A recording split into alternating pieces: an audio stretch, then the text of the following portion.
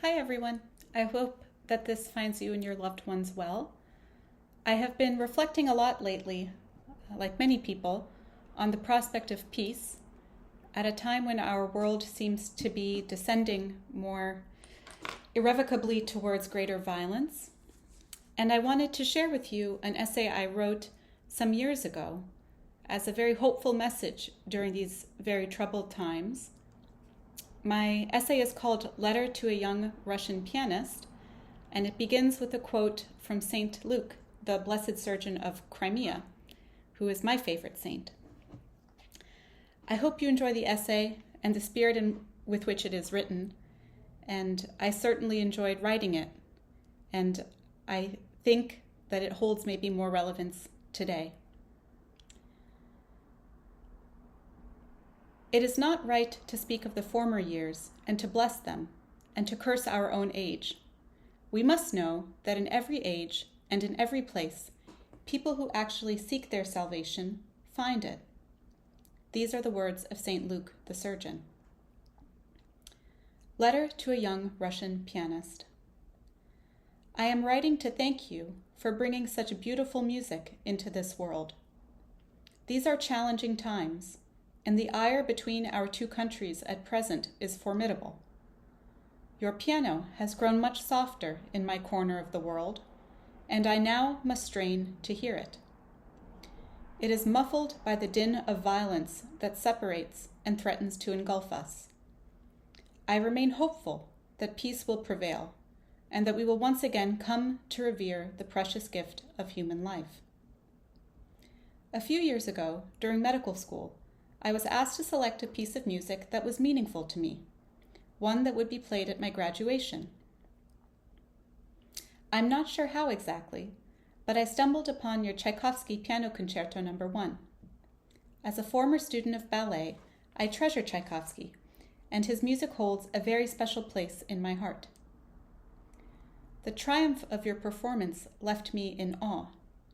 It is difficult to describe this bliss, as it is so much more than the experience of joy. I felt peace settle lightly around my shoulders.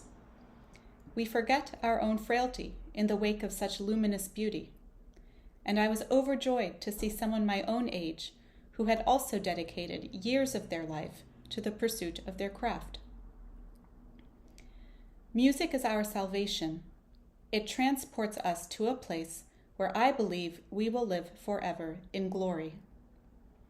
I feel the suffering of my fellow man so acutely sometimes, and in despair wonder what kind of God could possibly condone this great tragedy. I do not have the answers to these questions, but I do know that music affirms the presence of the divine. It reveals the mystery of love, that greatest miracle, in all of its humble splendor. It captivates our imagination, allowing us glimpses into worlds and epochs so remote from our own, and yet they are unerringly familiar.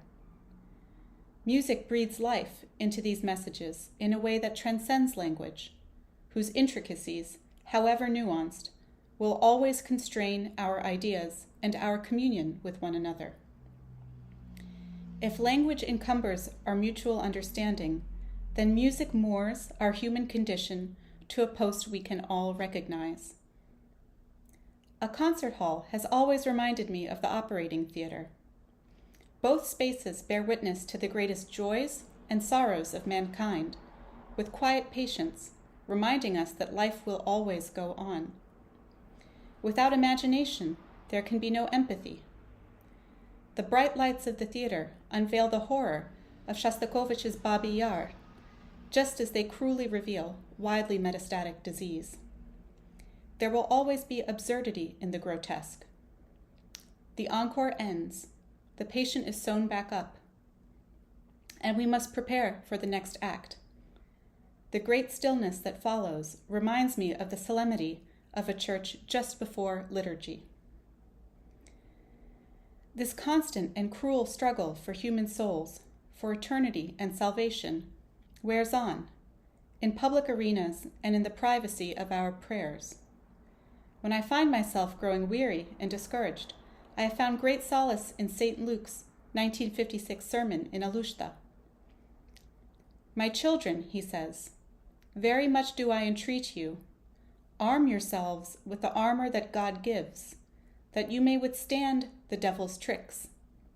You can't imagine how evil he is, how large and terrible is the army of the demons, how numberless is their black horde, unchanged, untiring, day and night, seeking to push all of us who believe, to lure us on the road of unbelief, of evil.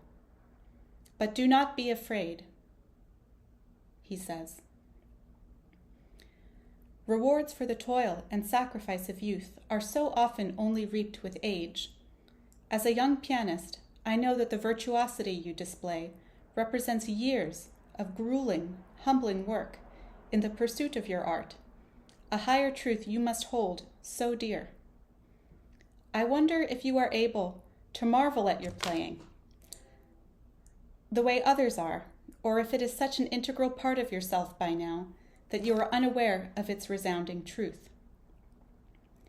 Unknowingly, you have given me great encouragement. In different ways, our passions, yours and mine, celebrate and sanctify life. We love what we invest in, not only because it is ours, but because we understand the weight of history enshrined in each concerto and operation. Surgery and music reveal the staggering breadth of our human enterprise with stunning urgency and simplicity. This is the might of our divine inheritance, and this is what will live on long after we are gone.